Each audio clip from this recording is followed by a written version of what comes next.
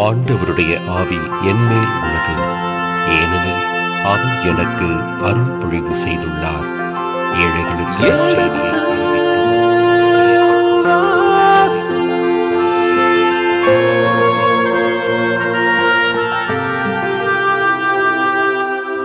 எடுத்து வாசி.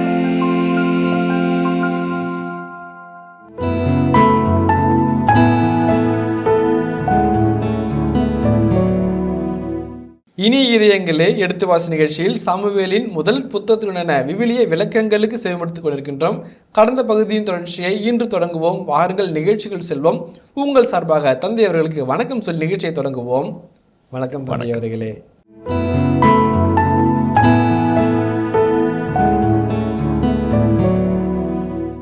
இஸ்ராயல் மக்கள், அதுவும் யூத மக்கள் எப்பொழுதுமே அருங்குறிகளை தேடுவார்கள்.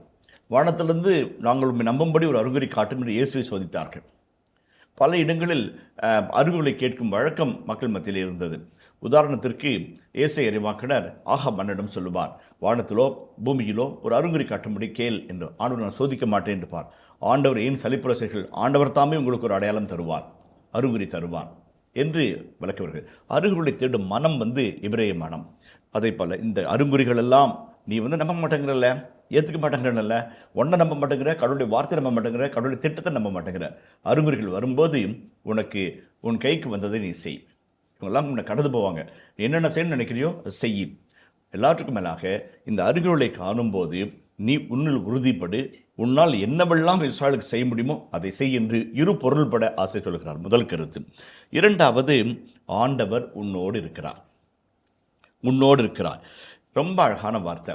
ஏனென்றால் இறைவனுக்கு பழைய ஏற்பாட்டில் பல பெயர்கள் உண்டு. L Shaddai, L Roi, L Elyon, L Jehovah Rafah, Ebenezer மற்றும் எல் ரோயி, பல விதமான பெயர்கள் உண்டு. நிறைய பெயர்கள், வலிமையான பெயர்கள். ஆனால் எல்லாவற்றும் மிக அழகான பொருள் கொண்ட ஒரு வார்த்தை என்பது இம்மானுவேல் என்பதாகும். இம் என்ற அந்த சொல்லுக்கு, ப்ரிப்போசிஷனுக்கு, அந்த உருபுக்கு வித் என்று பொருள். நம்மோடு, ஓடு என்கின்ற அந்த அர்த்தம். இம் ஆனு எல், இம் வித் அஸ் எலோஹிம். கடவுள் நம்மோடு இருக்கிறார் என்று புதிய மொழிப்பிலே அறிவித்திருக்கிறாங்க. கடவுள் நம்மோடு. இப்போ அதே வார்த்தை தான் சாமுவேல் சவுலை பார்த்து சொல்கிறார், ஆண்டவர் உன்னோடு இருக்கிறார். இம்மேக்கா, செகண்ட் பர்சன் மேஸ்குலின் சிங்குலர். உங்களோடு இருக்கிறார், உன்னோடு இருக்கிறார், இம்மேக்கா என்று சொல்கிறார். இது ரொம்ப அருமையான ஒரு உறுதிப்பாட்டுடைய வாக்குறுதி. கடவுள் உன்னோடு இருக்கிறார், பயப்படாது. பவுலோடு கடவுள் சொல்லுவார், எனக்கு உறுதியூட்டும் இயேசு கிறிஸ்துவால் எதையும் செய்ய எனக்கு ஆற்றல் உண்டு. அவர் என்னோடு இருக்கிறாரு, என்னை உறுதிப்படுத்துகிறாரு. Anything is possible. அந்த எனிதிங்கில் இன்டெஃபினிட் ப்ரொனவுன். எனிதிங், அரசியலிலோ, பொருளாதாரத்திலோ, சமயத்திலோ, சமூகத்திலோ, எதிலும் என்னால் எதையும் செய்ய முடியும். ஏன்னா அவர் எனக்கு உறுதியூட்டும் ஆண்டவர் என்னோடு இருக்கிறார். அதுதான் இந்த வார்த்தை, அழகான வார்த்தை. ஆண்டவர் உன்னோடு இருக்கிறார், நீ செய். உன் கைக்கு வந்ததை நீ செய். கைக்கு வந்ததை செய், நான் உன்னால் முடிஞ்சதை செய். உன்னால் எல்லாம் முடியும், ஏன்னா ஆண்டவர் உன்னோடு இருக்கிறார். ரொம்ப அழகான வார்த்தை. சில சமயத்தில் ஆண்டவர் நம்மோடு இருக்கிறது நாம் உணர்ந்தோம் என்றால் நம்முடைய சக்தி நமக்கு என்னவென்று தெரியும், இறைவனுடைய சக்தி நமக்கு என்னவென்றும் புரியும். இதுதான் அந்த கடவுள் நம்மோடு இருக்கிற அந்த பிரசன்னத்தினுடைய வல்லமை. நிறைய சமயத்தில் நாம் நம்முடைய அறிவையும் நம்முடைய புத்தியை நினைப்பு பார்த்து நம்மளுக்கு தாமே நம்முடைய பயத்தினாலும் குழப்பத்தினாலும் வரையறை போட்டுக்குவோம், எல்லைகளை போட்டுக்குவோம். இவ்வளோதான் நம்மளால் முடியும், இவ்வளோதான் நம்முடைய கெப்பாசிட்டி என்று நாம் நினைத்துக்கொள்வோம். ஆனால் ஆண்டவர் நம்மோடு இருக்கும்போது நம் சக்தியும் இறை உதவியும் இறை பராமரிப்பும் ஒன்று சேர்க்கும்போது அதிசயங்கள் நகரும். ஒரு சின்ன பாடல் வரிகள், அழகான ஒரு பாடல். இந்த சின்ன மனிதனுக்குள்ளே ஆண்டவர் வந்தால் அதிசயங்கள் நடக்க வேண்டும். ஒரு சின்ன பாடல் தான். அந்த பாடல் இங்கே இருந்து வருகிறது என்பதாக நான் உணர்கிறேன். ஆண்டவனோடு இருந்தால் எல்லாம் நலமாகும், எல்லாம் நலமாகும். மறுதலித்த பேதுரு மாபெரும் மனிதராய் மாறுவார். ஓடி ஒளிந்த யோனா இறைசத்தின் திருவுளமாக மாறுவார். அல்லது ஆடு மேய்த்த சிறுவன் அரசனாக மாறுவான். ஆண்டவனோடு இருந்தால் அனைத்தும் ஆகும், அனைத்தும் ஆகும். அதான் இந்த செய்தி, ரொம்ப அழகான செய்தி. ஆண்டவர் உன்னோடு இருக்கிறார். அந்த வார்த்தை எல்லா அழைத்தலில் இருக்காது. அருளறிந்த மரியே வாழ்க, ஆண்டவர் உம்மோடு. அதாக சொன்னாங்க, இன்று முதல் நீ மனிதனை பிடிப்போன்னு ஆகுவாய். கடவுளுடைய வல்லம் உனக்குள்ளே வருது, என் பின்னே வா, மனிதனை பிடிப்போனா மாறுவா. மீனை பிடிக்கிறதுக்கே நைட்டில் அவருக்கு மல்லி இல்லாமல் தன்மாறினவர் மனிதனை பிடிவரம் மாறுவார். அதுதான் கடவுள் உன்னோடு இருக்கிறார். அதுதான் முக்கியம். ரொம்ப அழகான கருத்து, ரொம்ப அழகான செய்தியை ரொம்ப சுருக்கமாக சொல்வார். என்னுடைய எபிரேய பேராசிரியர் சொல்லும்போது, இந்த இம்மானுவேல் வார்த்தை பற்றி சொல்லும்போது, விவிலியத்திலே மிக ஆழ்ந்த பொருளுடைய ஒரு அற்புதமான வார்த்தை எங்கேருந்து வருகிறது, ஒரு சிம்பிள் ப்ரொபோசிஷன்லேருந்து வருது என்று சொல்வார். ஒரு சின்ன ப்ரொப்போஷன் இம் வித்து, அந்த வித்துக்கு வந்து அவ்வளோ மதிப்பா? ஆமாம், ஏன் அங்கே எல் இருக்குது. அந்த ப்ரிப்போஷனுக்கு வித்துக்கு ஒரு எந்த விதமான மதிப்பும் கிடையாது. ஆனால் அந்த எல் என்கிற எலோகம் சேரும்போது அந்த வார்த்தை தெய்வீக வார்த்தையாக மாறுகிறது. அந்த வித்து தான் நாம், அந்த எல் தான் இறைவன். நம்மோடு சேரும்போது மகத்துவத்தின் மிக்க ஒரு சக்தியாக மாறுவோம். ஒரு முறை ஒரு பேச்சாளர் பேசும்போது இவ்வாறு குறிப்பிட்டார், எங்கள் கட்சி சும்மா வந்தது நினைக்காதே, இது ஒரு வெடிமருந்து கிடங்கு, பற்ற வைத்தால் சிதறிவிடுவாய் என்று அவர் பேசினார். இப்போ அவ்வளோ வல்லமை நமக்குள்ளே இருக்குது, அவ்வளோ வல்லம் நமக்குள்ளே இருக்குது. அந்த ஆக்கப்பூர்வமான சக்தி வெளிக்கொணர்வது இறை பிரசன்னம். அதுதான் வந்து நமக்கு இந்த வார்த்தை நமக்கு சுட்டி காட்டுது. சவுலுடைய தத்தளிப்பு, சவுலுடைய இரண்டாம் கட்டான மனநிலை, ஆற்றுல ஒரு கால் சேத்துல ஒரு கால், நம்பலாமா நம்ப வேண்டாமா, இது உண்மையா பொய்யா, நானா அவரா என்றெல்லாம் குழப்பங்களை மத்தியில் இருக்கிற சவுலுக்கு சாமுவேல் ஒரு அழுத்தம் திருத்தமான நெற்றி பொட்டில் அடித்தது போல ஒரு அழகான செய்தி சொல்கிறார். ஆண்டவரோடு இருக்கிறார். உன் கைக்கு வந்ததை செய், உன் கைக்கு என்ன வரும், எல்லாம் வரும். அதான் அந்த செய்தி. அது அடுத்தபடியாக, இங்கிருந்து எனக்கு முன்பாக கில்காலுக்கு இறங்கி செல், எரிபலிகளையும் நல்லுறுப்பலிகளையும் ஒப்புக் கொடுப்பதற்காக நான் உடன் வருவேன். இப்போ 2 காரியம். ஒன்று, இறைவாக்கடராகிய சாமுவேல் அரசராக உயர்த்தப்பட இருக்கிற சவுலுக்கு ஆணையிடுகிறார், நீ இறங்கிச்சல், கில்காலுக்கு நீ இறங்கிச்சல், மேலே இருக்கிறோம், கீழே இறங்கிப்போ, நான் உடன் வருவேன். இப்போ நம்ம 2 பேரும் ஒரு அழகான கூட்டணி அமைப்போம். நீ நான் இறை சக்தி, இறைவனால் அபிஷேகம் செய்யப்படுகிற நீ, உனக்கு உதவி செய்கிற இறை வார்த்தை நோடு இருக்கிறது, நாம் இணைவோம், அங்கே வல்லமையான காரியங்கள் நடக்கும் என்று அழகாக சொல்லுகிறார். 3 சின்ன கருத்துக்கள் இந்த ஒரு வசனத்தில் இருக்கிறது. ஒன்று, தொடக்க காலத்தில் ப்ராஃபஸி அண்ட் மொனார்கி, முடியாட்சியும் இறைவாக்கு பணியும் இணைந்தே சென்றது. இறைவாக்களும் அரசர்களும் ஒரு நாணயத்தின் 2 பக்கங்களாக செயல்பட்டார்கள். அரசன் தவறும்போது இறைவாக்கள் இடித்துரைத்தார், போலி வீரர்கள் வந்தபோது அரசர்கள் அவர்களை கலைந்தெடுத்தார்கள். இறைவாக்கு பணியும் மன்னராட்சி பணியும் ஒரு வாகனத்தின் 2 சக்கரங்களாக, ஒற்றை மாட்டு வண்டியின் 2 எருதுகளாக பயணித்தார்கள். பிற்காலத்தில் சாமுவேல் ஒரு பக்கம், சவுல் ஒரு பக்கம் பிரிந்து போன காட்சி 16ஆம் அதிகாரத்துக்கு அப்புறம் நம்ம சந்திக்க இருக்கிறோம். அதை போலவே பின்னாட்களில் அரசர்கள் இறைவாக்குடைய பெயரை கேட்காத போது அழிவை சிந்தித்தார்கள் என்றும் எரேமியா புத்தகத்திலும் எசேக்கியேல் புத்தகத்திலும் சந்திக்கிறோம். பின்னாட்களில் இறைவாக்குடைய வார்த்தையை கேட்காத பொழுது, அரசர்கள் கேட்காத போது, இறைவாக்கள் அரசனை அரசவையில் சந்திப்பதையோ அரசனை தனியே சிந்தித்து இடித்துரை சொல்வதையோ தவிர்த்து நேரடியாக மக்களிடம் போனார்கள். ஆமோஸ், எசேக்கியேல், எரேமியா இவர்களெல்லாம் பெரிய இறைவாக்கள் மக்களிடம் நேரடியாக சென்று செய்வது தவறு என்று சொன்னார்கள். அரசன் எவ்வளியோ அவ்வழிதான் என்றாலும் உங்களுக்கென்று எங்கே போனது உங்கள் மனசாட்சி என்று இடித்துரைத்தார்கள். இதெல்லாம் இறைவாக்கு புத்தகங்களுடைய ஸ்ட்ராட்டஜி. அதை பிற்பட நம்ம பார்ப்போம். இந்த இடத்துல அழகாக இரவு இணைந்து போகிற ஒரு அழகான காட்சி நம்ம பார்க்குறது. நான் உனக்கு அறிவிக்கும் வரை 7 நாட்கள் காத்திரும். இந்த 7 நாட்கள் என்பது நிறைவின் நாட்கள். அந்த பூர்த்தியை நோக்கி நம்ம போகிறோம். 7 நாள் காத்திரும். Will be waiting and he will come. அப்போ இறைவாக்குகளுக்காகவும் இறை வார்த்தைக்கும் காத்திருக்கிற அரசனுக்கு ஒத்துழைப்பு தருகிற இறைவாக்குகள் என்று அந்த மன்னராட்சி துவக்க பாதையை நோக்கி இறங்கி போகிறது என்பதை இந்த 2 வசனங்கள் நமக்கு சுட்டி காட்டுகிறது.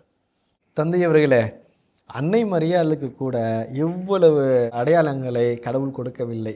இவருக்கு இத்தனை அடையாளங்கள், இவற்றையெல்லாம் பெற்றுக்கொண்ட அவர் என்னதான் செய்தார்?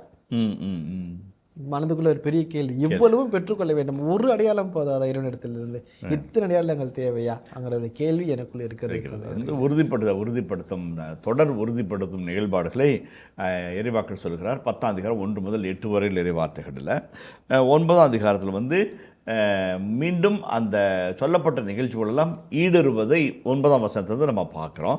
1, 2, 3 முதலாவது சொந்த உறவினர், அப்புறமேட்டு குருக்கள், அப்புறம் இறைவாக்கள், அப்புறம் இறைவனுடைய ஆவி, 4 தொடர் நிகழ்வுகளும்படியாக ஆண்டவர் உறுதிப்படுத்துகிறார். நான் ஏற்கனவே சொன்னது போல் ஆண்டவர் தம் உரிமை சொத்தான மக்களின் மீது ஆட்சி செலுத்த உன்னை அருட்பணிவு செய்தால் அன்றோ. அந்த அன்றோ என்ற கேள்வி, அன்றோ என்ற சந்தேகம் சாமுவேலுக்குரிய சந்தேகம் கிடையாது, சவுலுக்குரிய சந்தேகம். அதை நம்ம இந்த 10ஆம் அதிகாரத்தின் 2ஆம் பகுதியில் நம்ம சந்திக்க போகிறோம். அதனால தான் ஆசிரியர் தொடர்ந்து 4 இது சொல்கிறார். இப்போ இந்த செய்தி சவுலுக்கான செய்தி, இந்த செய்தி மக்களுக்கான செய்தி, இந்த செய்தி வாசிப்பவருக்கான செய்தி. இப்போ நாம் கன்வின்ஸ் ஆகணும். இவ்வளோ முட்டா பயலாக இருக்கிறான், இவனா சேர்ந்துட்டாங்களா அப்படின்னு ஒரு கேள்வி நமக்குள்ளே வந்தால் கூட கடவுள் தேர்ந்தெடுத்தார், அவங்க கேட்டாங்க, கொடுக்குறாரு. அதான் அது கருத்தை நம்ம போகிறோம். நம்ம அதை பற்றி நம்ம பேசுவோம். இப்போ 10ஆம் வசனத்தை பார்க்குறோம், வாசிங்களேன். அவர்கள் அந்த மலையை அடைந்த போது இறைவாக்கினர் குழு அவரை எதிர்கொண்டது. கடவுளின் ஆவி அவரை வலிமையோடு ஆட்கொள்ள அவர் அவர்கள் நடுவே பரவசம் அடைந்து பேசினார். இப்போ 2 அரசர் 2:12 வாசிப்போமே. 2 அரசர் 2:12. எலிசா அதை கண்டு, என் தந்தாய், என் தந்தாய், இஸ்ரவேலின் தேரே, அந்த தேரின் பாகனே என்று கதறினார். அதற்கு மேல் அவரால் அவரை காண முடியவில்லை. 6:21 வாசிங்களேன். 2 அரசர். இஸ்ரேல் அரசன் அவர்களை கண்டவுடன் எலிசாவை நோக்கி, என் தந்தையே, இவர்களை நான் வெட்டி வீழ்த்தட்டுமா என்றான். அதற்கு அவர், கொல்லாதே, நீ சிறைப்படுத்தியவர்களை நீயே உன் வாளினாலேயோ அம்பினாலேயோ கொள்வாயா? எனவே அவர்கள் பச்சிதாகம் தீர அவர்களுக்கு அப்பம் தண்ணீரும் கொடு, அவர்கள் தங்கள் தலைவரிடம் திரும்பிச் செல்லட்டும் என்றார். அப்போ இறைவாக்கள் ஒருவராக இருந்தாலும் அவருடன் சேர்ந்து இந்த ப்ராஃபிட்டிக் கில்டு இருப்பதை நாம் காண்கிறோம். இறைவாக்கினர் குழாம் என்று இந்த இடத்துல மொழிபெயர்ப்பு செய்திருக்கிறாங்க. அந்த குழாம் இறங்கி வரும்போது, இறைவடைந்த போது ஆளுடைய ஆவி அவரை வலிமையோடு ஆட்கொள்ள அவர் அவர்கள் நடுவே பரவசம் அடைந்து பேசினார். இது ஒரு அழகான ஒரு செய்தி. இதில் பல நிகழ்வுகளை நம்ம சங்கமமாகிறத நம்ம பார்க்குறோம். உதாரணத்துக்கு எண்ணிக்கை நூல் 11:25 வாசிப்போமே. ஆண்டவர் மேகத்தில் இறங்கி வந்து அவரோடு பேசினார். அவரில் இருந்த ஆவியில் கொஞ்சம் எடுத்து அந்த 70 மூப்பர்களுக்கும் அளித்தார். ஆண்டுடைய ஆவி பகிர்ந்து கொடுக்கப்படுகிறது. அந்த 70 பேரும், அதை தொடர்ந்து 2 சகோதரர்களுக்கும் அந்த ஆவியானவர் பகிர்ந்து கொடுப்பதை அந்த பகுதி காட்டுகிறது. இப்போ கடவுளுடைய ஆவி யார் வேண்டுமானாலும் இறங்கலாம், யார் வேண்டுமானாலும் இறைவாக்கு உரைக்கலாம் என்கின்ற செய்தி ஏற்கனவே எண்ணிக்கை நூல் 11ஆம் அதிகாரத்தில் குறிப்பிடப்பட்டிருக்கிறது. இங்கே சவுல் அவர்களோடு சேர்ந்து ஆவியை பெற்று பரவசம் அடைந்து பேசுகிறார் என்பது நமக்கு அந்த எண்ணிக்கை நூல் 11ஆம் அதிகாரத்து செய்தியை மோசே 70 பேருக்கும் அதை தொடர்ந்து பாளையத்திருந்த 2 பேருக்கும் கடவுள் ஆவியானவர் இறைவாக்கு உரைத்த செய்தியை நமக்கு நினைவுபடுத்துகிறது. அந்த வகையில் யார் வேண்டுமானாலும் இறைவார்த்தை பெறலாம், யார் வேண்டுமானாலும் பரவசம் அடையலாம், யார் வேண்டுமானாலும் இறை வாக்கு உரைக்கலாம் என்பதை சவுல் உறுதிப்படுத்துகிறார். இது முதலாவது காட்சி. அதே மாதிரி உதாரணத்துக்கு பாருங்களேன், நீதித்தலைவர்கள் 20:1-11 வாசிப்போமே. நீதித்தலைவர்கள் 20:1-11. தான் தொடங்கி பெயர்சபா வரையிலும் கிளையாது நாட்டிலும் இருந்த இஸ்ரேல் மக்கள் அனைவரும் ஒரே கூட்டமைப்பாக ஆண்டவர் திருமுன் மிஸ்பாவில் ஒன்று கூடினர். இஸ்ரேலின் அனைத்து குலங்களையும் சார்ந்த எல்லா மக்களின் தலைவர்களும் கடவுளின் மக்களது சபையாக வந்து நின்றனர். அவர்கள் 19-18 வாசிங்களேன். அவரிடம், நாங்கள் யூதா நாட்டு பெத்லகேமிலிருந்து எப்ராயிம் மலை நாட்டு எல்லை புறத்திற்கு செல்கின்றோம். நான் அந்த பகுதியைச் சேர்ந்தவன். யூதா நாட்டு பெத்லகேமுக்கு சென்றிருந்தேன். நான் என் வீட்டிற்கு திரும்பி செல்கிறேன். இங்கே தன் வீட்டுக்குள் வருமாறு என்னை ஒருவரும் அழைக்கவில்லை. பெஞ்சமின் குலத்தார்கள். இப்போ எதுக்கு சொல்ல வரேன்னாக்க, இப்போ நீங்கள் முன்ன ஒரு கேள்வி கேட்டீங்க, ரெப்படிஷனாக வருதுன்னு. இந்த நீதித்தலைவர்கள் 20ஆம் அதிகாரம், அது மாதிரி நீதித்தலைவர்கள் 19ஆம் அதிகாரம் உள்ளிட்ட செய்திகள் எல்லாம் அந்த ரெப்படேட்டிவ் ஆக்ஷனை கொள்ளுது. ஒரு நாள் தங்கிடு, 2 நாள் தங்கிடு, 3 நாள் தங்கிடு. Repetition part of narrative technology. Also அந்த இடத்துல காண்கின்ற அந்த ரெப்படேஷனு பின்னாட்கள் வருகிற இன்டிஃபரன்ஸுக்கு ஒரு முரணா அமையது நான் சொன்னேன். அதே போலவே சவுல் எந்த அளவுக்கு நம்பிக்கை இல்லாதவராக தான் இவருடைய திருமணத்திற்கு பணிந்து நடக்க இயலாதவராக இருக்கிறார் அவருடைய மனப்பான்மை வெளிப்படுத்தத்தான் இந்த 4 தொடர் உறுதிப்பாட்டு செயல்பாடுகளை இறைவாக்குனர் முன்னறிவிக்கிறார். அது நிகழும்போது அதற்கான காட்சிகளையும் அதனுடைய முக்கிய செய்திகளும் நமக்கு மனக்கு முன்பாக நிறுத்துகிறார். இப்போ இறைவாக்கு குழு மேலிருந்து இறங்கி வருது, பரவசம் அடைகிறார், ஆண்டோட ஆவியை பெறுகிறார், அவர் இறைவாக்கு உரைக்கிறார். அப்போ ஒரு கேள்வி கிடைக்குது பாருங்களேன். 11ஆம் வசனத்தை வாசிக்கும்ல. அவரை ஏற்கனவே அறிந்தவர்கள் அவர் இறைவாக்கினோடு பரவசம் அடைந்து பேசுவதை கண்டார்கள். மக்கள் ஒருவர் மற்றவரை நோக்கி, கீசின் மகனுக்கு என்ன நேரிட்டது? சவுலும் இறைவாக்கினருள் ஒருவனோ என்று கேட்டுக்கொண்டனர். இப்போ ஒரு நாள பாருங்க, கீசின் மகனுக்கு என்ன நேர்ந்தது? சவுலும் இறைவாக்கில் ஒருவனோ என்று கேட்டுக்கொண்டிருந்தார்கள். அப்போ அதிலிருந்து அதற்கு அங்கிருந்த ஒருவன் இவர்கள் தந்தை யார் என்று கேட்டான். இப்போ ஒரு கேள்வி வருது, இவங்க அப்பா யாரு? கீசின் மகனுக்கு என்ன ஆச்சு? இவனும் இறைவாக்கினர், சவுலும் இறைவாக்கினரா? 3 கேள்விகளை கேட்குறாங்க. தெரியாமல் கேட்டாங்களோ, நக்கலாக கேட்டாங்களோ, அல்லது புரியாமல் கேட்டாங்களோ நமக்கு தெரியாது. ஆனால் இதில் ஒரு பழைய ஏற்பாட்டு செய்தி ஒன்று இருக்கிறது. ஒருவர் இறைவாக்கினர் என்றால் அவருடைய மகனும் இறைவாக்கினாக கூட மாற வாய்ப்பு இருக்கிறது. அப்படி இருந்திருக்கிறார்கள். அந்த வகையில் பார்க்கின்ற பொழுது ஆமோஸ் இறைவாக்கு புத்தகம் 7ஆம் அதிகாரம் 14 வசனத்தை வாசிப்போமே. ஆமோஸ் 7:14. ஆமோஸ் அதற்கு மறுமொழியாக அமத்சியாவை பார்த்து கூறினார், நான் இறைவாக்கினன் இல்லை, இறைவாக்கினர் குழுவில் உறுப்பினனும் இல்லை. நான் ஆடு மேய்ப்பவன், காட்டு அத்திமர தோட்டக்காரன். ஆக ஆமோஸ், நான் இறைவாக்கின் அல்ல, இறைவாக்கின் புதல்வனும் அல்ல. அப்போ இறைவாக்களோ இவரோட புகழர்களோ இறைவாக்கு உரைக்கக்கூடிய ஒரு வாய்ப்பு அந்த காலத்தில் இருந்ததை அந்த பகுதி உறுதி செய்கிறது. அதே போல் எண்ணிக்கை 11ஆம் அதிகாரம் 16 முதல் 18 மற்றும் 25 ஆகிய 3 வசனங்களை வாசிப்போம். ஆண்டவர் மோசேயிடம் சொன்னது, இஸ்ரேல் மூப்பரில் 70 பேரை என்னிடம் கூட்டி வா. அவர்கள் மக்களுள் உனக்கு தெரிந்தவர்களாகவும் பெரியோர்களாகவும் அதிகாரிகளாகவும் இருக்குமாறு பார்த்துக்கொள். அவர்களை சந்திப்பு கூடாரத்திற்கு அழைத்து வா. அவர்கள் அங்கே உன்னோடு நிற்கட்டும். 25. ஆண்டவர் மேகத்தில் இறங்கி வந்து அவரோடு பேசினார். அவரில் இருந்த ஆவியில் கொஞ்சம் எடுத்து அந்த 70 மூப்பருக்கும் அளித்தார். ஆவி அவர்கள் மேல் இறங்கவே அவர்கள் இறைவாக்கு உரைத்தனர். ஆக 70 பேர் இறைவாக்கு உரைக்கிறாங்க. அதுவும் பரவலாக பலருக்கும் கொடுக்கப்படுகிற கொடை என்பதை நம்ம பார்க்குறோம். 2 பேர் பாளையத்தில் இருக்கிறாங்க. அவங்க மேலே ஆவி இறைக்குவது எல்தாத் மேதாதுன்னு சொல்லிட்டு அவங்களும் இறைவாக்கு உரைக்கிறாங்க. அது மாதிரி பரவ சொன்ன இறைவாக்குறது இயல்பு. அது அந்த வகையில் பார்க்கும்போது நான் இறைவாக்குடைய மகனா இறைவாக்கு உரைப்பதற்கு கீசன்னா இவங்களோட தந்தை இறைவாக்கினரா என்றால் கேட்கிற கேள்விக்கு பழைய ஏற்பட்ட செய்திகள் நம்ம நினைவுபடுத்திக் கொள்கிறோம். அதே போலவே இந்த செய்திகள் மிக அழகான செய்திகளாக வருகிறது. அது கீழே அவர் பரவசம் அடைந்து பேசி முடித்த பின்பு தொழுகை மேற்றுக்கு வந்தார். அங்கே வெளியே போயிட்டார் இல்லைங்களா. அப்போ முதலாவது 2 உறவர்களை சந்திக்கிறாரு, 3 குருக்களை சந்திக்கிறாரு, இறைவாக்கு குழாமல் சந்திக்கிறாரு. ஆணுடைய ஆவி தன் மீது வலிமையாக இறங்கி வர அவர் இறைவாக்கு உரைக்கிறார். இதெல்லாமே ஒரு அழகான செயல்பாட்டு உறுதிப்பாட்டு செயல்கள். இப்போ இந்த ஆண்டுடைய ஆவி அவர் மீது இறங்கி வருவது 2 விதமான செய்திகள் நமக்கு உறுதி செய்கிறது. மீண்டுமாக அந்த பைனே என்கின்ற விளக்க உரையாளர் ஆண்டுடைய ஆவி வலிமையாய் அவர் மேல் இறங்கி வந்தது நம்ம நல்லா கவனிச்சோம்னாக்க ஆண்டவருடைய ஆவி வலிமையாக இறங்கி வந்த வார்த்தையை நீதித்தலைவர் புத்தகத்தில் நம்ம பார்ப்போம். சிம்சோன் மேலும் கிதியோன் மேலும் அபிமெலேக் மேலும் அல்லது பாராக் தெபோரா காட்சிகளிலும் வலிமையாக இறங்கி வருது. அது நீதித்தலைவருக்கான ஒரு அருமையான அடையாளம். நீதித்தலைவருக்கான அடையாளமாகிய ஆவியை வலிமையாய் பெற்றுக்கொண்டு இறைவாக்கு உரைக்கிறது. இப்போ நீதித்தலைவருடைய பணியும் மற்றும் இறைவாக்கு பணியும் ஒருவே சங்கமிக்கின்ற ஒரு காட்சியை நம்ம பார்க்குறோம். இந்த இடத்துல ஆணுடைய ஆவி இறங்கி வருவது 2 முக்கிய காரணங்களுக்காக என்று விவிலிய வல்லுநர்கள் சொல்கிறாங்க. ஒன்று, கடவுள் கன்ஃபார்ம் பண்ணுறார், இது நான் தேர்ந்து கொண்ட தலைவர், இது நான் தேர்ந்து கொண்ட அரசர், நாஹித் ஆர் மெலெக் முதலாவது. 2வது, ஆண்டவர் சொன்ன வாக்கு சாமுவேலுக்கு உரைத்த இறைவாக்கு இங்கே உறுதி செய்யப்படுகிறது. The veracity and the conformity is found here. இறைவன் உறுதிப்படுத்துகிறார், இறைவன் உண்மையை நிரூபிக்கிறார். இது 2ம் அந்த ஆவி இறங்கும் போது சவுலுக்குள்ளாக ஒரு ஊர்ஜிதமாகுது. இறைவாக்கில் சொன்னாரே இங்கே நடக்குது முதலாவது. 2வது, அவருக்கு அவரே கன்ஃபார்ம் பண்ணிக்கிறார். இதுதான் அந்த 2 செய்திகளையும் அந்த பகுதி நமக்கு சுட்டி காட்டுகிறது. 14ஆம் வசனத்தை வாசிப்போமே. அப்போது சவுலின் சிற்றப்பன் சவுலையும் அவர் வேலைக்காரனையும் நோக்கி, நீங்கள் எங்கே சென்றிருந்தீர்கள் என்று வினவ அவர், நாங்கள் கழுதைகளை தேடிச் சென்றோம், அவை கிடைக்கவில்லை, எனவே சாமுவேலிடம் சென்றோம் என்று சொன்னார். சவுலின் சிற்றப்பன், சாமுவேல் உனக்கு கூறியதை தயை கூர்ந்து எனக்கு சொல் என்றார். சவுல் தம் சிற்றப்பனிடம், கழுதைகள் அகப்பட்டனவென்று அவர் எங்களுக்கு உறுதியாக சொன்னார் என்றார். ஆனால் அரசு பற்றி சாமுவேல் சொன்ன செய்தியை அவருக்கு சொல்லவில்லை. இங்கே 3 வசனங்கள் தான், 14, 15, 16. அது சவுலுடைய மனநிலையை அழகாக படம் பிடிக்குது. அவங்க சித்தப்பா, யார் இந்த சித்தப்பா?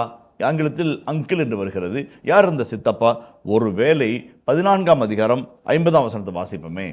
சவுலின் மனைவி பெயர் அக்கினோவாம், அவர் அக்கிமாசின் மகள். சவுலின் சிற்றப்பா நேரின் மகன் அர்ப்னேன் படைத்தலைவனாக இருந்தான். சவுலின் சிற்றப்பா நேர் என்று வார்த்தை வருகிறது இல்லைங்களா.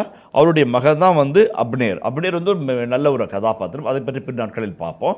இப்போ நேர் சவுலின் சிற்றப்பா, அவரோடு நெருங்கிய அரசியல் செயல்பாட்டுகளை கவனிக்கிறவராகவும் உதவியாளராகவும் அவருடைய மகன் அவருக்கு மிக்க பக்கபலமாகவும் பின்னாட்களில் இருக்கிறார். அவரிடம் அக்கறை கொண்ட, அவருடைய நலனில் விருப்பம் கொண்ட நேர் என்கின்ற அவருடைய சித்தப்பா அவர் பார்த்து கேட்குறாரு, இறைவாக்கு என்ன சொன்னார்?